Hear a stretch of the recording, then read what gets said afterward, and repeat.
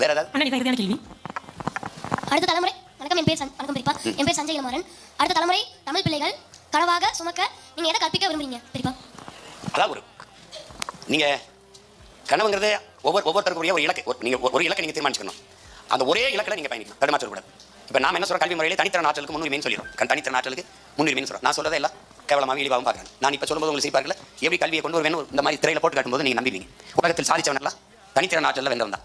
Nobel பரிசு பெற்றவன் எல்லா சாதனையாளனும் ஒரே ஒரு துறையில்.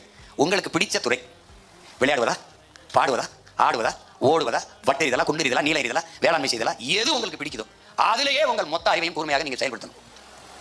அதுதான் முதன்மையானது. கனவு என்பது உண்மையும் நேர்மையுமாக வாழ்வது. அதை லட்சியமாச்சுக்கணும். கனவுனா என்ன சொன்னா, நான் திரைப்பட துறையில் பெரிய இயக்குனராக வேண்டும் என்பது கனவு. அது தொழில் தேர்வு. கனவு என்பது ஆகச் சிறந்த கலை படைப்புகளை கொடுப்பது. ஐஏஎஸ் ஆவது கனவு அல்ல, அது தொழில் தேர்வு. ₹1 லஞ்சம் வாங்காமல் உண்மையும் நேர்மையாக மக்களுக்கு சேவை செய்வேன், அதுதான் கனவு. ஐபிஎஸ் ஆவது கனவு. லஞ்சம் ஊழல்ங்கிறதுக்கு இடமில்ல, பொய் வழக்கு அது கிடையாது, மிகச்சரியாக சட்டம் ஒழுங்கை நான் காப்பாற்றுவேன் என்ற உறுதி இருக்கல, அதுதான் கனவு. இது ஒரு தொழில் தேர்வு. அப்ப அதுவே சொன்ன ஐபிஎஸ் ஆகணும், அதான் லட்சியம். ஆயிட்டு பார்க்குற இடம்லாம் கை நீட்டி லஞ்சம் வாங்கணும், அது கனவு இல்லை, அது இளவுது. அப்போ அந்த இடத்துல உங்கள் கனவு எப்போ உண்மையும் நேர்மையும் தூய்மையும் எளிமையுமாக இருக்கட்டும். சரிதானே? அடுத்து ஆனால் என் பேர் யஷ்வந்த் பாபு.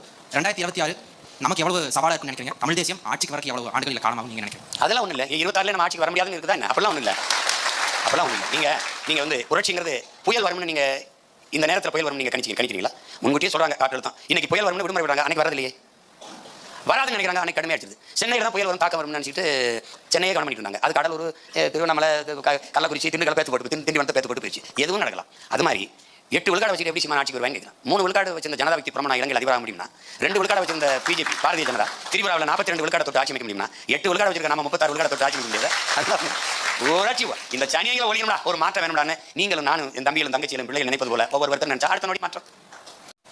வேற ஏதாவது? அண்ணன் இதுதான் இறுதியான கேள்வி. அடுத்த தலைமுறை வணக்கம் வணக்கம் பெரியப்பா. என் பேர் சஞ்சய் இளமாறன். அடுத்த தலைமுறை தமிழ் பிள்ளைகள் கனவாக சுமக்க நீங்க எதை கற்பிக்க விரும்புறீங்க பெரியப்பா? அதாவது நீங்க கனவுங்கிறது